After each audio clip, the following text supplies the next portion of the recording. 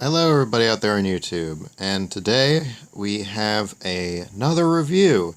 Today I am reviewing the Lionel PENN FLYER Set. And to start off, we're going to look at the locomotive and tender, so let's head over to the table and take a look. So here's the whole locomotive and tender, and we're going to look at the engine first. So the engine isn't really much to talk about. It's just the standard USRA 080 that Lionel's been making. The only real difference is that this one does not have the more advanced looking valve gear that the predecessor ones had. Also, the knuckle coupler at the front is a dummy O-gauge coupler. It is fixed in place and is not exactly the most reliable thing in the world. The front of the engine has the Pennsylvania Keystone painted on it. However, it has a round logo on the outside of it as well. For some reason, it doesn't look right, as most Pennsylvania freight engines had a rounded logo that had their number, not a keystone, as the keystone was reserved for passenger engines. There were very few engines that carried the keystone that also did freight. The bell on the engine is fairly amazing. It is painted a very, very nice chrome. The same can be said for the safety valves and the whistle. They are all also chromed, which is pretty amazing considering that the regular version of these trains usually have just a muted sort of yellow paint put on them. They're not actually chromed. You also get a Westinghouse... Actually, no, this is not the Westinghouse pump. I was about to say that. This is the dynamo. However, it looks like that, yeah, it's just a dynamo. Nothing super duper special about it. And as we move on to the cab, you have two hand-painted crew figures, and you also get the road number 565. A Pennsylvania engine with 4 numbers is regular.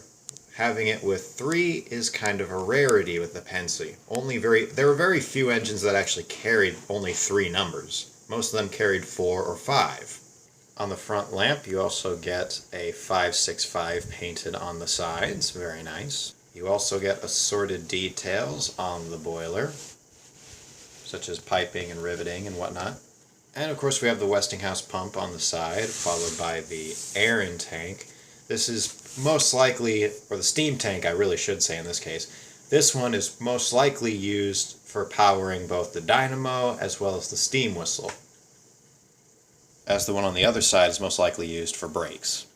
Anyway, here on the wheels we have the very simple valve gear. I will now show you what the more advanced valve gear on these 080s looks like. Here is the far more advanced valve gear.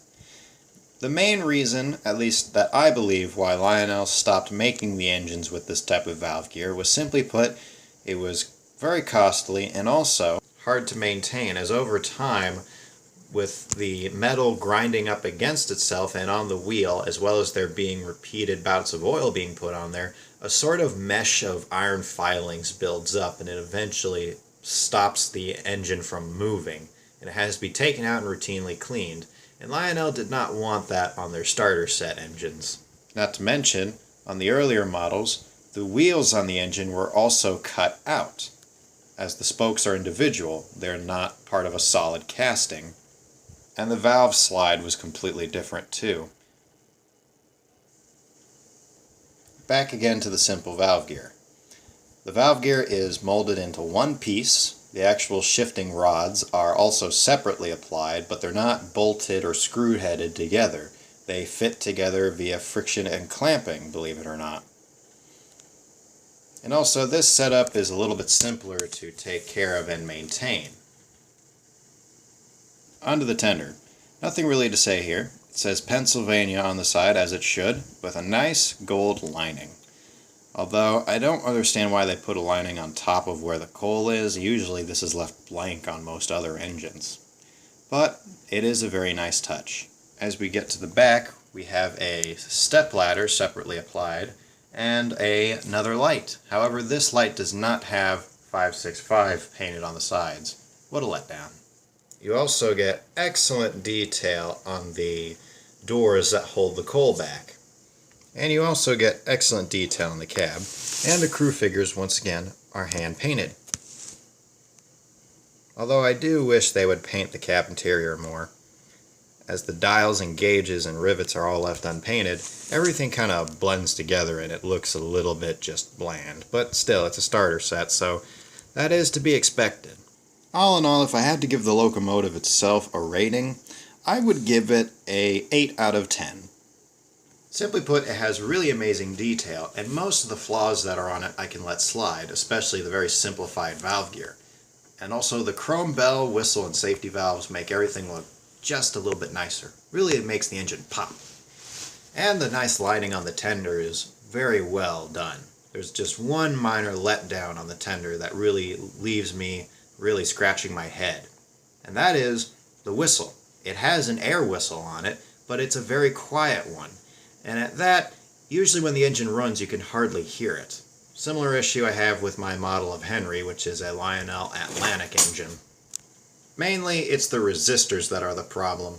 Lionel started putting resistors on all of their air whistles in their locomotives in the early 2000s. Why? Simple reason. They wanted to try and sell the sets to younger children. And, well, there's one problem with that. They have sensitive hearing. So, instead of doing the smart thing and adding a volume knob and making it harder to find and just having it toned down but have the ability to change it, Lionel went the much more cheaper alternative and just added a resistor to all of their air whistles instead of making them adjustable. This in turn leaves the whistle very quiet and it can hardly be heard. It can really be heard when the engine is standing still and you blow it, but that's about it. Trying to blow it while flying down the line with a nice rake of cars behind you, unless you have soundproofing on the track, you are not going to hear that whistle. But yeah, that's my only gripe with this set, is that it just has a too quiet of a whistle. But if you know a good train dealer or someone who knows how to service engines properly, you can probably get it modified so that way the resistor isn't on there and the whistle will be as loud as the post-war air whistles, which in my opinion are the best type to have. And now we'll move on to the next part of the review.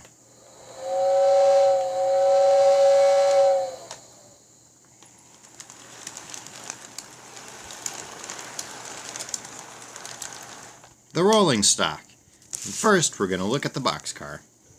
As you can see, the boxcar isn't anything really special to look at. It's just a plain old boxcar. And if I were to give it a grading, it would be a 6 out of 10. Why? Pretty simple.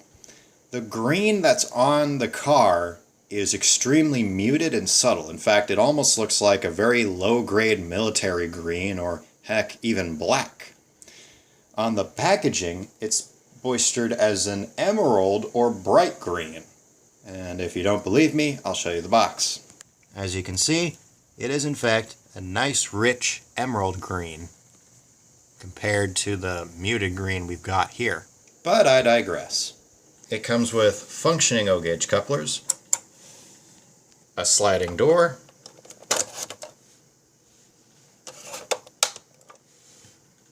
and assorted details and lettering and markers. If you were wondering what was in there, it's just the spare traction tire for the locomotive. Also another thing that actually really, for me, lets down the set. The car does not have a metal chassis. It has a plastic one, so it's very light. Now, I know what you're probably thinking. James, it's a starter set. It's supposed to be light. Well, there's one problem. A lot of people, like myself, like to use all kinds of rolling stock, not just specific ones. So when I want to run a bunch of boxcars together, the ones I have all have metal chassis, adding a lot of weight to them. And I either have to put these at the beginning or the end of the train. I can't have them in the middle. Why? Because the two other cars on each side act as an anchor, and when they go around the curves, it lifts the car off and then derail. And that's not good. So, yeah, that's all I really have to say about the boxcar. It's nice, but it's a little light. And here we have the Scout Oil Company 3-top tanker car. I really do like these types of tanker cars. Simply put, I've seen a 3-top tanker car in real life. I've never ever seen a double top and it's kind of hard nowadays to see a single top one, but I have seen triple top ones.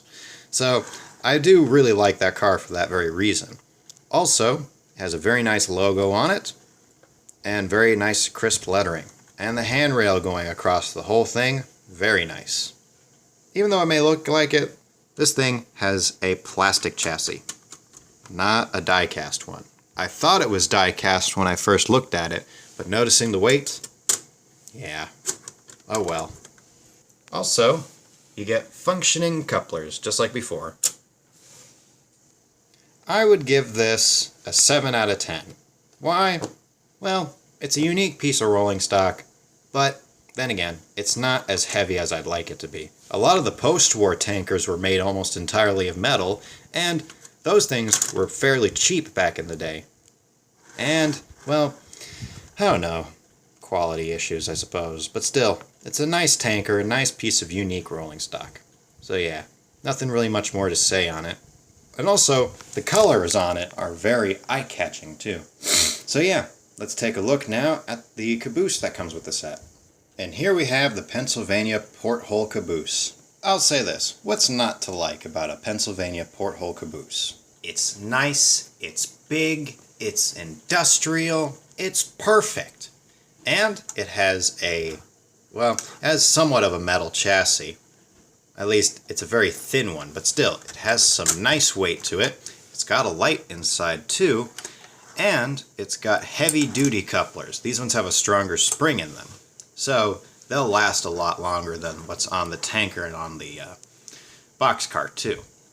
And also, it looks so nice. The details crisply applied, just amazing.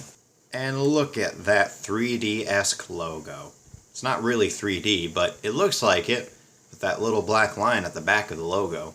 Very nice. I'd give it a 9 out of 10. Why a 9 out of 10? Simple. The only thing that would make it better is if it had sound. But then again, I may be asking for too much. Still, very great. And it's a caboose. There's not really much to talk about it, other than its unique design, the lettering that was nicely applied, and all that. It looks and it feels nice. All in all, if I had to give this set a rating, it would be a 10 out of... Oh, come on! Just as I thought. 702, you are shunted to the shed for 5 days. This is the last time I'll let the engines cause confusion and delay. And I was only gone for the layout for 3 minutes talking about these cars. Good grief.